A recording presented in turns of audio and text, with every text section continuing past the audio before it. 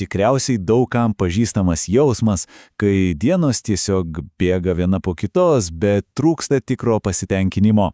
Na, pasirodo, tam yra netgi mokslinis paaiškinimas, kodėl taip nutinka, o svarbiausia yra būdas tai pakeisti. Šioje apžvalgoje remdamėsi knygos Srautas idėjomis pasiaiškinsime, kaip atrasti džiaugsmą ne atsitiktinai, o sąmoningai jį kuriant. Gerai, tai pradėkime nuo pačios problemos. Viskas prasideda nuo jausmo, kuris, manau, pažįstamas absoliučiai daugumai. Tai arba vidinis nerimas, arba, kaip tik atvirkščiai, toks viską apimantis nuobodulis.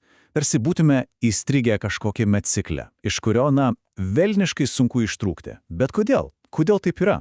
Ir štai čia tas esminis klausimas.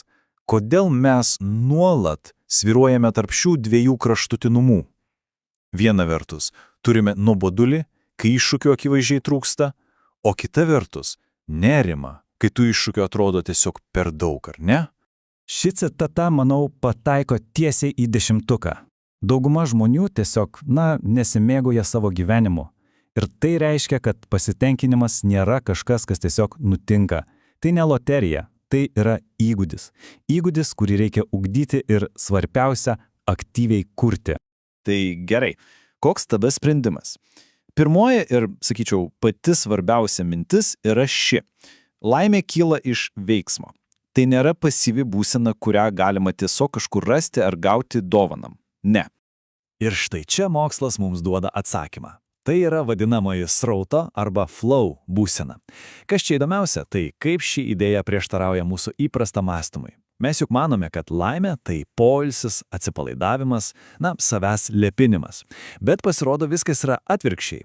Didžiausią malonumą patiriame netinginėdami, o kaip tik įveikdami prasmingus iššūkius. Bet kaip visą tai pritaikyti praktiškai, kaip pasiekti tą srauto būseną ne tik, kopiant į kalnus, bet ir tvarkant dokumentus ar mokantis? Knygos autorius siūlo tiesiog genialiai paprastą, bet labai galingą idėją – paversti bet kokią veiklą žaidimu? Pagalvokime apie bet kokią nuobodžią užduotį. Šie 5 žingsniai ją gali net pažįstamai pakeisti. Pirmas dalykas – aiškus tikslas. Ne tiesiog sutvarkyti kambarį, o pavyzdžiui sutvarkyti per 15 minučių. Jau visai kas kita, ar ne? Tada grįžtamasis ryšys. Tas pats laikmatis ir yra tas grįžtamasis ryšys. Iškart matosi, kaip sekasi. Trečias žingsnis – taisyklės. Pavyzdžiui, negalima naudotis telefonu. Ketvirtas – statymai. Jei pavyks, galima save kaip nors apdovanoti. Ir 5, ko gero svarbiausias – nuolat tobulinti savo įgūdžius, kad kitą kartą viskas pavyktų dar greičiau. Tačiau, kad šis žaidimas veiktų, yra viena absoliučiai būtina sąlyga. Tai tobulas balansas. Balansas tarp iššūkio sudėtingumo ir mūsų pačių gebėjimų. Pažvelkime atidžiau į šiuos 2 kraštutinumus. Kairėje matome nuobodulį. Tai situacija, kai turimi įgūdžiai gerokai viršyje iššūkį. Tai tas pats, kas profesionaliam krepšininkui žaisti su vaikais. O dešinėje nerimas. Visiškai atvirkštinė situacija, kai iššūkis atrodo tiesiog per didelis dabartiniams gebėjimams.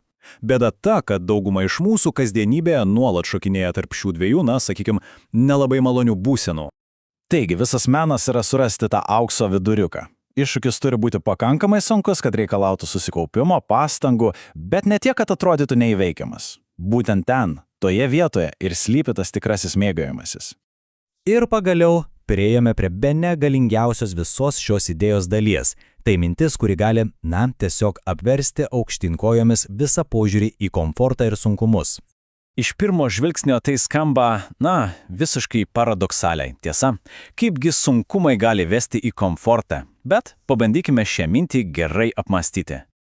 Štai ir antroji šio paradokso dalis, kuri atskleidžia didžiausią pavojų. Pasirodo, nuolatinis komforto siekis ir bet kokių iššūkių vengimas veda tiesiai į sustojimą.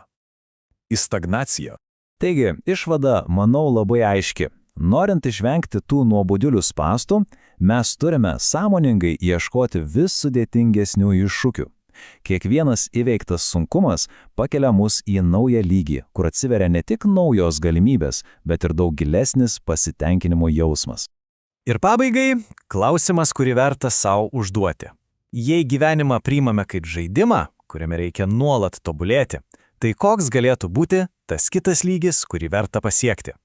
Kur slypi tas iššūkis, kuris priverstų pasitemti tiek, kad vėl būtų galima pajusti tikrą gilų malonumą?